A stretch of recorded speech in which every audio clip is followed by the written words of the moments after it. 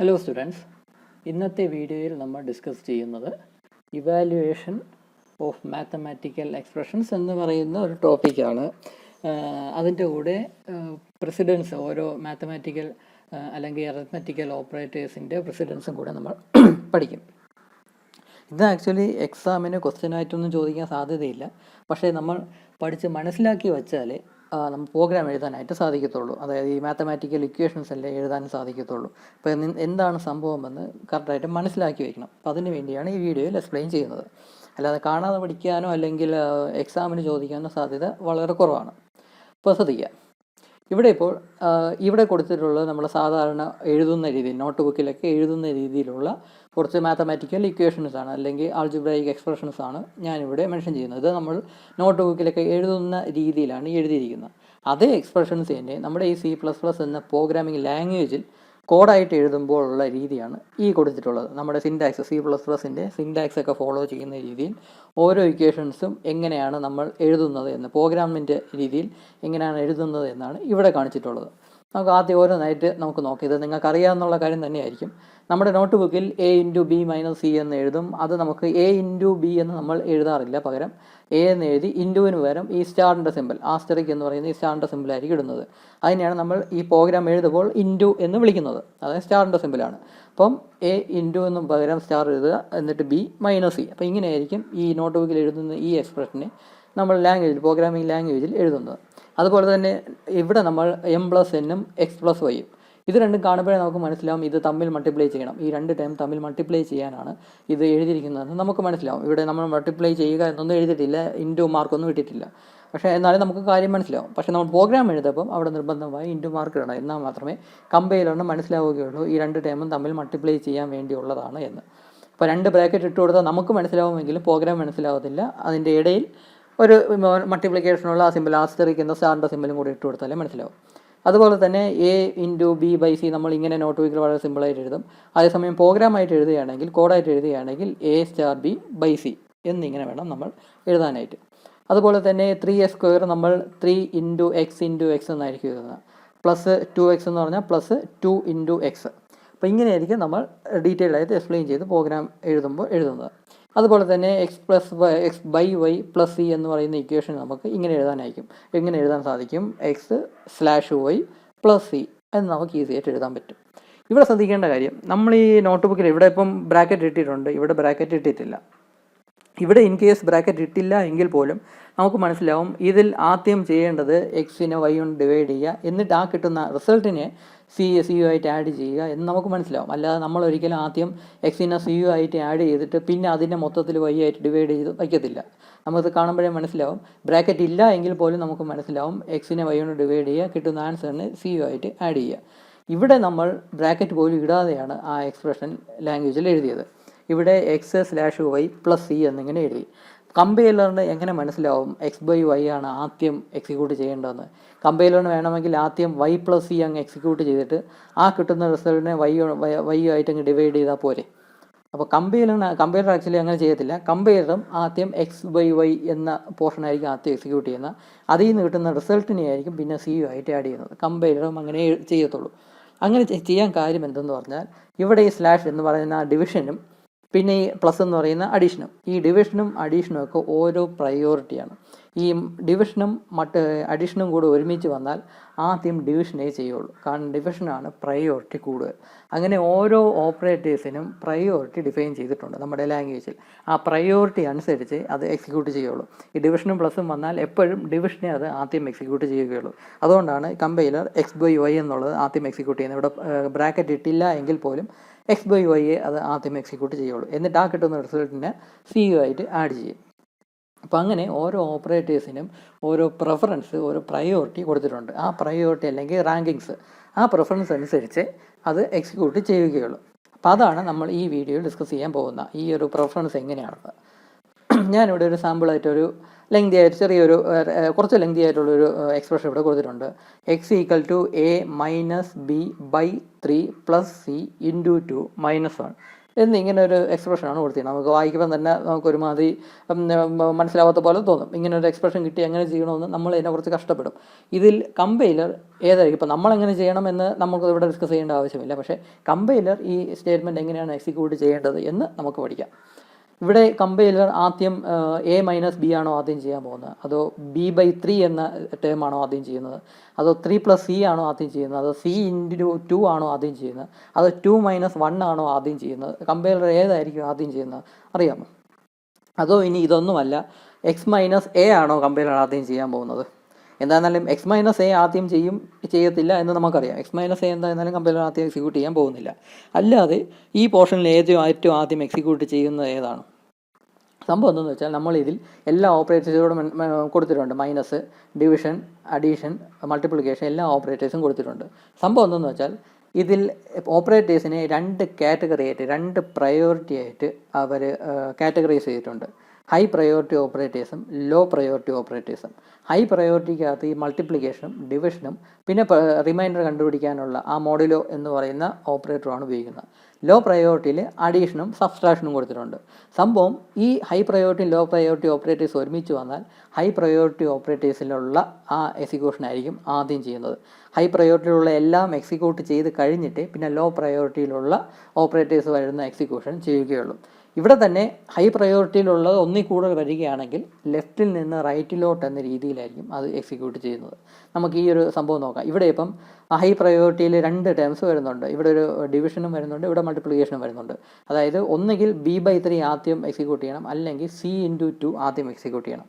Compiler ഇതിൽ ആദ്യം ഏതായിരിക്കും എക്സിക്യൂട്ട് ചെയ്യുന്നത്? b/3 ആയിരിക്കും ആദ്യം എക്സിക്യൂട്ട് ചെയ്യുന്നത്. കാരണം ഇങ്ങനെ ഒന്നിൽ കൂടുതൽ ഇങ്ങനെ ഹൈ പ്രയോറിറ്റി വരികയാണെങ്കിൽ ലെഫ്റ്റിൽ നിന്ന് റൈറ്റിലോട്ടായിരിക്കും അതിൻ്റെ എക്സിക്യൂഷൻ പോകുന്നത്.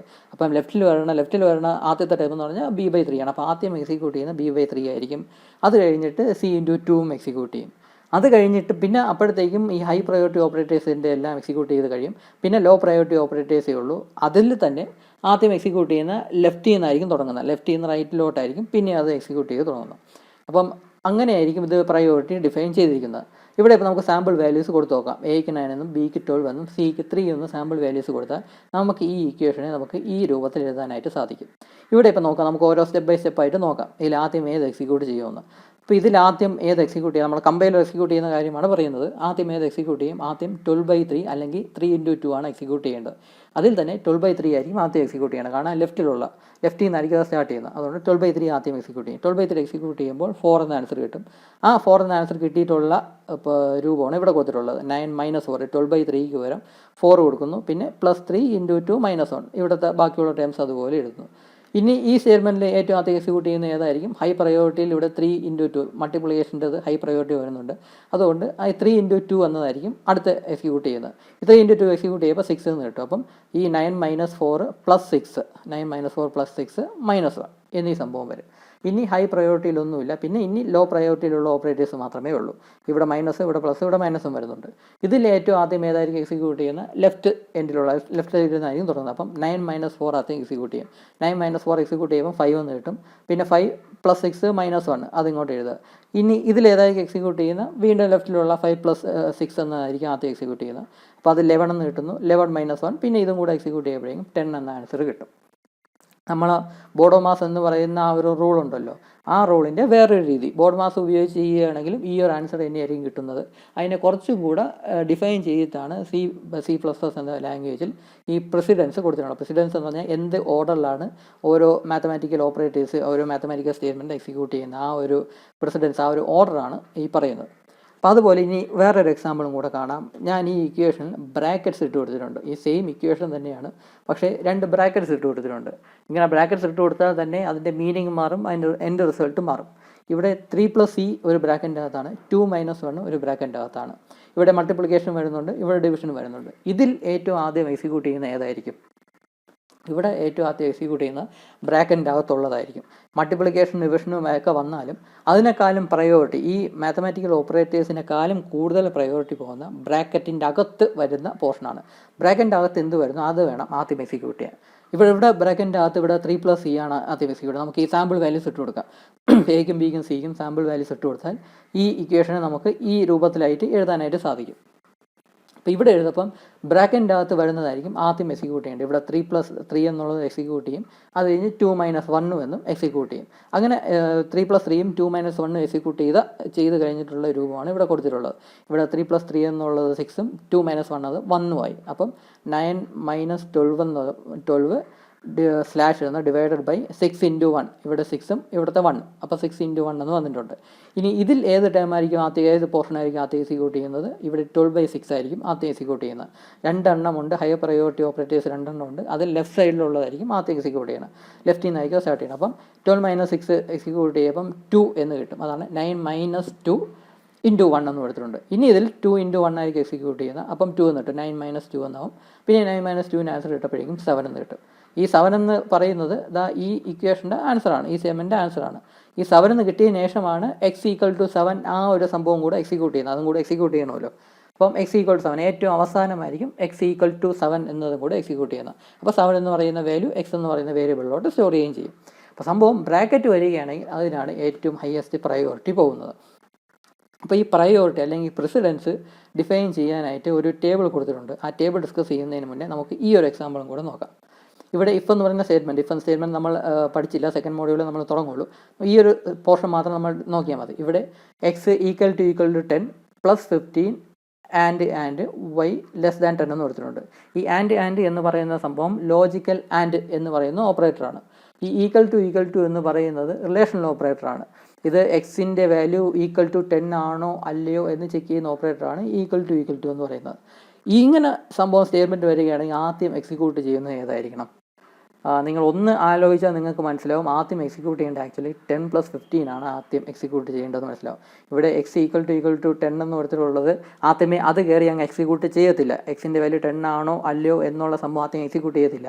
ആദ്യം ഈ അഡീഷണൽ ഓപ്പറേറ്റർ, അതായത് ഈ മാത്തമാറ്റിക്കൽ ഓപ്പറേറ്റർ വന്നിട്ടുണ്ടെങ്കിൽ അത് വേണം ആദ്യം എക്സിക്യൂട്ട് ചെയ്യാൻ. കാരണം ഈ പ്ലസ് എന്ന് പറയുന്ന അഡീഷൻ എന്ന് പറയുന്ന ഓപ്പറേറ്ററിന് ഈ റിലേഷണൽ ഓപ്പറേറ്ററിനെക്കാളും ഈ ലോജിക്കൽ ഓപ്പറേറ്ററിനെക്കാളും ഒക്കെ ഇമ്പോർട്ടൻസ് ഉണ്ട്, അതിനേക്കാളും പ്രിഫറൻസ് ഉണ്ട്. അപ്പം ഈ ലോജിക്കൽ ഓപ്പറേറ്ററും റിലേഷണൽ ഓപ്പറേറ്ററും പിന്നെ ഈ മാത്തമാറ്റിക്കൽ ഓപ്പറേറ്ററും ഒക്കെ വരികയാണെങ്കിൽ ഈ മാത്തമാറ്റിക്കൽ ഓപ്പറേറ്റർ ആയിരിക്കണം ആദ്യം എക്സിക്യൂട്ട് ചെയ്യേണ്ടത്.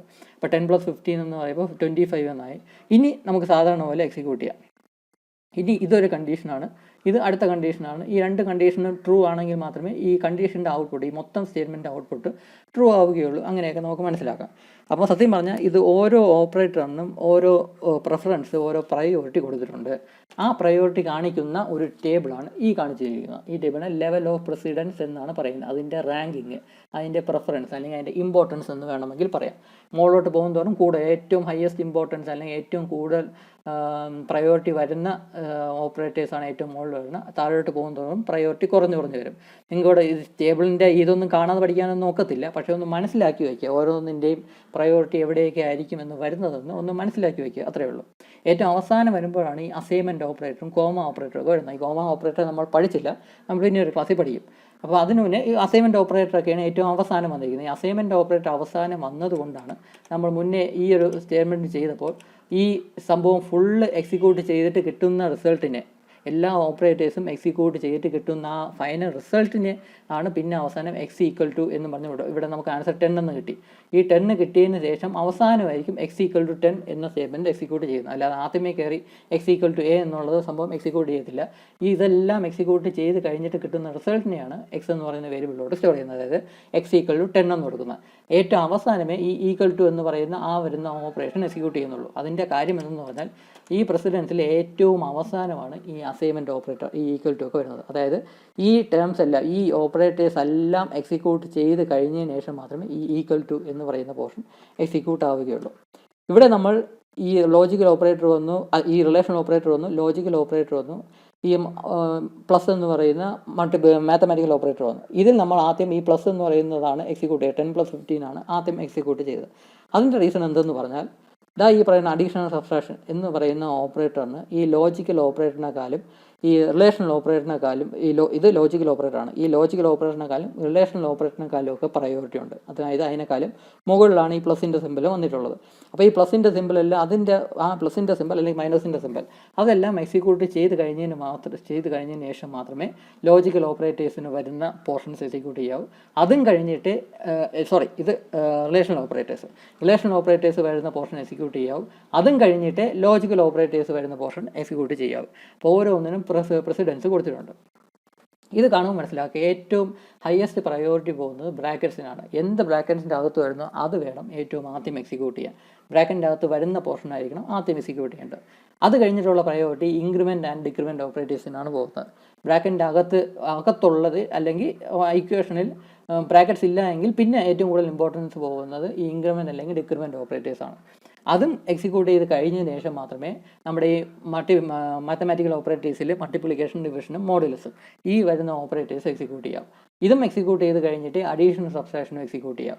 അതും കഴിഞ്ഞിട്ട് ഈ റിലേഷണൽ ഓപ്പറേറ്റേഴ്സായ ലെസ് ദാൻ, ഗ്രേറ്റർ ദാൻ അത് വരുന്നത് എക്സിക്യൂട്ട് ചെയ്യാം. അതും കഴിഞ്ഞിട്ട് ഈ റിലേഷണൽ ഓപ്പറേറ്റേഴ്സിൽ തന്നെ ഇക്വാലിറ്റി, ഇൻഇക്വാലിറ്റിയിലുള്ള ഓപ്പറേറ്റേഴ്സ് എക്സിക്യൂട്ട് ചെയ്യാം. അത് കഴിഞ്ഞിട്ട് ലോജിക്കൽ ആൻഡ്, അത് കഴിഞ്ഞിട്ട് ലോജിക്കൽ ഓർ, അതും കഴിഞ്ഞിട്ട് കണ്ടീഷണൽ ഓപ്പറേറ്റേഴ്സ് വരുന്ന പോർഷൻ എക്സിക്യൂട്ട് ചെയ്യാം. അത് കഴിഞ്ഞിട്ട് ഏറ്റവും അവസാനമായിട്ട് അസൈൻമെൻറ്റ് ഓപ്പറേറ്റർ എക്സിക്യൂട്ട് ചെയ്യാം. അപ്പോൾ ഈ ഒരു ഫ്ലോ ഓഫ് പ്രസിഡൻസ് ഒന്ന് ഓർത്ത് വെച്ചേക്കുക. ഓരോന്നിൻ്റെ പ്രിഫറൻസ് എന്തൊക്കെയാണെന്ന് കാണാതെ പഠിക്കാനൊന്നും നോക്കത്തില്ല. ഓരോന്നിൻ്റെ റാങ്ക് ഏതാണെന്നൊന്നും എക്സാമിന് ചോദിക്കത്തില്ല. ഒന്ന് മനസ്സിലാക്കി വയ്ക്കുക, അത്രയേ ഉള്ളൂ. അപ്പം ഈ ഒരു ക്ലിയർലി ഡിഫൈൻഡ് ആണ് അതിൻ്റെ പ്രസിഡൻസ് എന്താണെന്നോ അല്ലെങ്കിൽ പ്രയോറിറ്റി എന്താണെന്നോ റാങ്കിങ് എന്താണെന്നോ ക്ലിയർ ആയിട്ട് ഡിഫൈൻ ചെയ്തിട്ടുണ്ട്. അപ്പോൾ ഇതനുസരിച്ചായിരിക്കും കമ്പൈലർ എക്സിക്യൂട്ട് ചെയ്യുന്നത്. അപ്പോൾ ഇതൊന്ന് മനസ്സിലാക്കി വെച്ചേക്കുക. നമ്മൾ മാത്തമാറ്റിക്കൽ സ്റ്റേറ്റ്മെൻറ്റ്സ് എഴുതുമ്പോൾ ഈ ഒരു സംഭവം ഒന്ന് ഓർത്ത് വെച്ചേക്കുക. ഏറ്റവും ആദ്യം മിക്സായിട്ട് ഓരോ ഓപ്പറേറ്റേഴ്സൊക്കെ മിക്സായിട്ട് വന്നാൽ ഏറ്റവും ആദ്യം എക്സിക്യൂട്ട് ചെയ്യുന്ന ഏത് പോർഷനായിരിക്കും എന്നൊക്കെ ഒന്ന് മനസ്സിലാക്കി വെച്ചേക്കുക. അപ്പോൾ അതാണ് ഈ വീഡിയോയിൽ എക്സ്പ്ലെയിൻ ചെയ്യാനുള്ളത്. അപ്പോൾ ഇത് ബേസ് ചെയ്തിട്ടായിരിക്കും നമ്മൾ പ്രോഗ്രാംസൊക്കെ എഴുതാൻ പോകുന്നത്.